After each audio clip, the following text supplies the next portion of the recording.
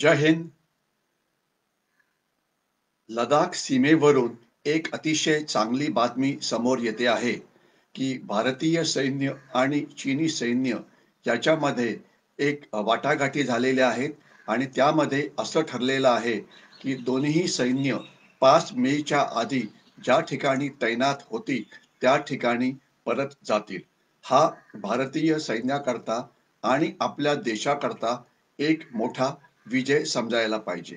नेमकं काय होणार आहे तर पहिल्या फेरीमध्ये जे दोन्ही सैन्याचे रणगाडे, आर्मर्ड पर्सनल कॅरियर आणि चिलखती गाड्या ज्या पुढे आल्या आहेत त्या मागे पाठवल्या जातील. त्यानंतर गलवान खोरं आणि पँगँगसो लेकचा जो भाग आहे तिथे जे चीनी सैनिक आत आलेले होते ते 5 मेच्या आधीच्या जागी परत जातील. आणि त्याच्यानंतर तिसऱ्या फेरीमध्ये आपण चुशुल गॅप च्या वरती जिथे ज्या महत्वाच्या जागा भारतीय सैन्याने पादाक्रांत केल्या होत्या तिथून भारतीय सैन्य 5 मेच्या आधी असलेल्या जागी परत येईल. आणि डेप्सांगचा जो भाग आहे जिथे चीनी सैन्य पुढे आलं होतं तिथे नेमकं काय होणार याविषयी अजून वाटाघाटी सुरू आहे. तर हा एक भारतीय सैन्याकरता मोठा विजय मानायला पाहिजे. ज्याचं कारण असं की 5 मेला ज्या वेळेला चीनी सैन्याने अतिक्रमण केलं त्यानंतर प्रचंड मोठा प्रचार चीनने सुरू केला आणि त्यांचे जे हस्तक आहेत भारतीय मीडियामध्ये, सोशल मीडिया असो की प्रिंट मीडिया असो की टीव्ही मीडिया, की चीनकडे खूप रणगाडे आहेत, चीनकडे त्यांनी खूप सैन्य आणलं आहे, त्यांच्याकडे सॅटेलाइट्स आहेत, त्यांच्याकडे न्यूक्लिअर वेपन्स आहेत, 60,000 सैन्य तिथे आलं आहे, सैन्याची खूप जमवाजमव झालेली आहे, त्यांच्याकडे ड्रोन्स आहेत. मग झालं काय? त्यांना याचा कसलाही वापर करता आला नाही आणि उलटे ते तिथून अगदी शांतपणे परत गेलेले आहेत. म्हणजे जे 5 मेच्या आधीची जे पोझिशन्स होत्या त्याच्यावरती ते आता परत जात आहेत. म्हणजे चीननी भारतीय सैन्यावरती आणि भारतीय जनतेवरती आणि भारतीय नेतृत्वावरती एक मानसिक युद्ध लादण्याचा प्रयोग केला. ज्याला आपण इंग्लिशमध्ये सायकोलॉजिकल वॉर म्हणू शकतो किंवा त्याला प्रोपगंडा वॉर म्हणू शकतो किंवा त्याला डिसइन्फॉर्मेशन वॉर म्हणू शकतो. त्याद्वारे ते आपल्याला घाबरवण्याचा प्रयत्न करत होते की बघा आम्ही इथे एवढं सैन्य आणलेलं आहे तर त्यामुळे तुम्ही घाबरून जा, मुकाट्याने आमच्याशी वाटाघाटी करा, आम्ही जे म्हणू तिथपर्यंत आम्ही येत राहू, तुम्ही मात्र मुकाट्याने मागे जायचं. परंतु त्यांचा हा डाव अजिबात यशस्वी झालेला नाही आणि चीनी सैन्य आता गलवानमध्ये परत जाणार आहे. याच्याशिवाय पँगँगसो लेकचा जो उत्तर किनारा आहे तिथे ते फिंगर 8 पासून फिंगर 4 पर्यंत आलेलं होतं तर ते आता पुन्हा फिंगर 8 ला मागं चाललं जाईल आणि पँगँगसो लेकचा जो साऊथचा भाग आहे तिथे भारतीय सैन्याने आक्रमक कारवाई केली होती तिथे सुद्धा जी स्पंगूर गॅप आहे तिथून सुद्धा चीनी सैन्य हे परत जाणार आहे. म्हणजे या तिन्ही पण ठिकाणी म्हणजे पँगँगसो लेकचा दक्षिण किनारा, पँगँगसो लेकचा उत्तर किनारा, त्याच्या बरोबरची असलेली चुशुल किंवा स्पंगूर गॅप आणि गलवान खोरं या ठिकाणी चीनी सैन्य पुढच्या 2-3 आठवड्यामध्ये पूर्णपणे माघार घेणार आहे. परंतु अजून या करारावरती सही झालेल्या नाहीत कारण भारतीय सैन्याचा चीनी सैन्यावरती अजिबात विश्वास नाही.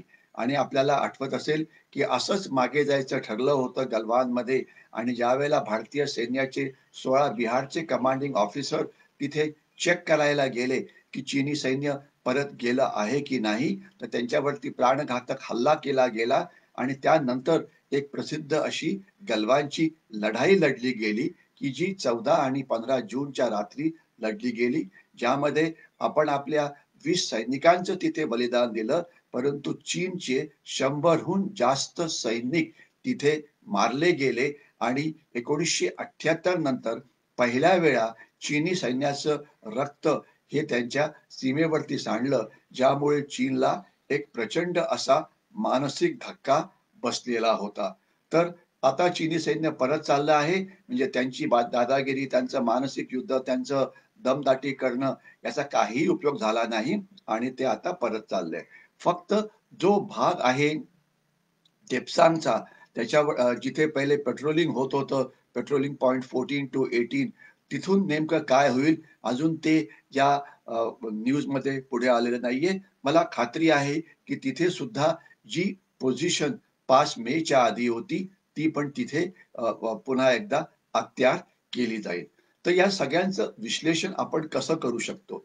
याचं विश्लेषण आपण असं करायला पाहिजे, की जगात भारत हा एकुलता एक देश होता, की ज्यांनी चीनी सैन्याला परतवून लावलं. कारण चीनी सैन्य अशा प्रकारची दादागिरी साऊथ चायना समुद्रात करत आहे, पण तिथे असलेले देश मग व्हिएतनाम असो, की लाओस असो, की इंडोनेशिया असो, की फिलिपिन्स असो, या कोणाचीही चीनी सैन्याला थांबवायची हिंमत नाही.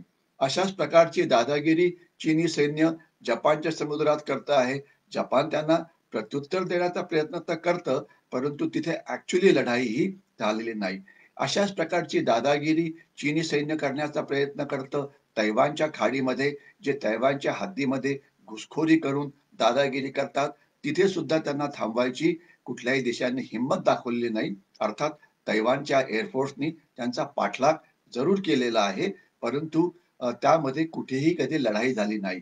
परंतु भारतीय सैन्याने ॲक्चुअली लढाई करून त्यांना परतवून लावलं, हे लक्षात यायला पाहिजे. आणि याच्यानंतर तो दुसरा भाग होता, की 27, 28, 29, 30 या ऑगस्टच्या दरम्यान भारतीय सैन्याने जी स्पंगूर गॅप आहे किंवा जी चुशूलची गॅप आहे, त्याच्या वरच्या ज्या पहाडी आहेत, त्या सगळ्या कॅप्चर केल्या, ज्यामुळे चीनी सैन्यावरती आपण एक कुरघोडी केली होती. तो चीनी सैन्याला लागलेला अजून एक मोठा असा धक्का होता. तर यामुळे चीनी सैन्याला कळून चुकलं, की अशा प्रकारची दादागिरी भारतीय सैन्याशी न केलेली बरी आणि ते आता चुपचापपणे सैनिकी कारवाई करण्याची त्यांची जी योजना होती, ती आता बाळगून गेलेली आहे.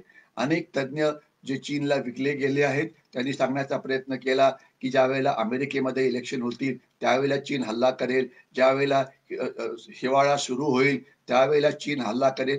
मी माझ्या बोलण्यामध्ये अनेक वेळा म्हटलेलं आहे, की चीनी सैन्याची भारतीय सैन्याशी लढण्याची मानसिकता नाही.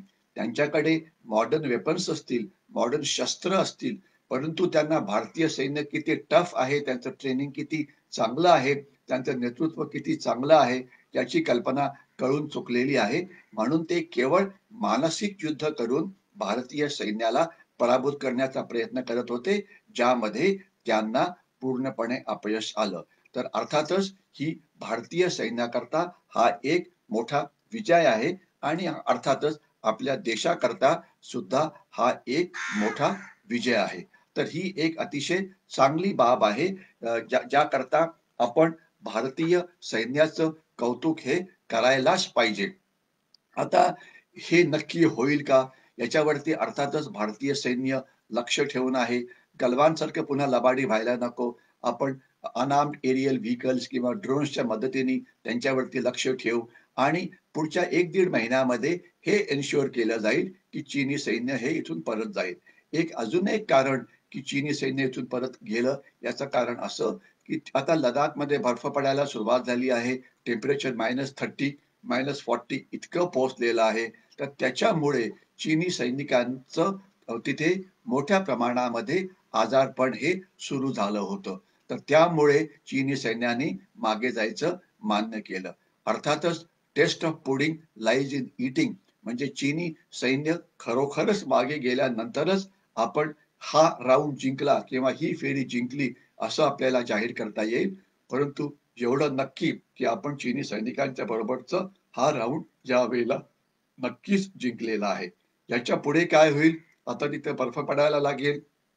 त्यामुळे लढाई जी लडाख सीमेवरती होणार होती, तशी होणं आता शक्य नाही. आता काही तज्ञांनी म्हणायला सुरुवात केली आहे, की एप्रिलच्या पुढे ज्यावेळेला बर्फ वितळेल, त्यावेळेला चीनी सैन्य पुन्हा हल्ला करू शकतं. मी आपल्याला पुन्हा छाती ठोकून सांगतो, की चीनी सैन्याची ही करण्याची मानसिकता नाही. कारण ते भारतीय सैन्याला घाबरतात. कारण चीनी सैन्य सॉफ्ट आहे आणि त्यांची लढण्याची हिंमत नाही. परंतु चीन इतर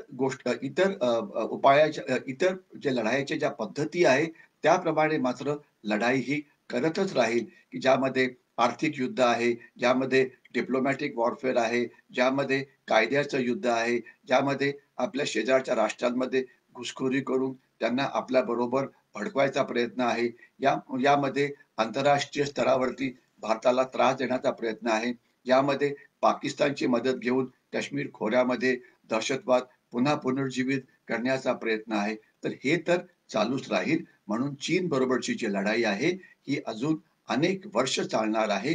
त्याकरता आपल्याला तयार राहावं लागेल आणि त्याकरता 130 कोटी भारतीयांनी एकत्रित येऊन सैन्याच्या मागे उभं राहिलं तर चीनला एक इशारा दिला जाईल की हो, सगळा देश भारतीय सैन्याच्या मागे उभा आहे.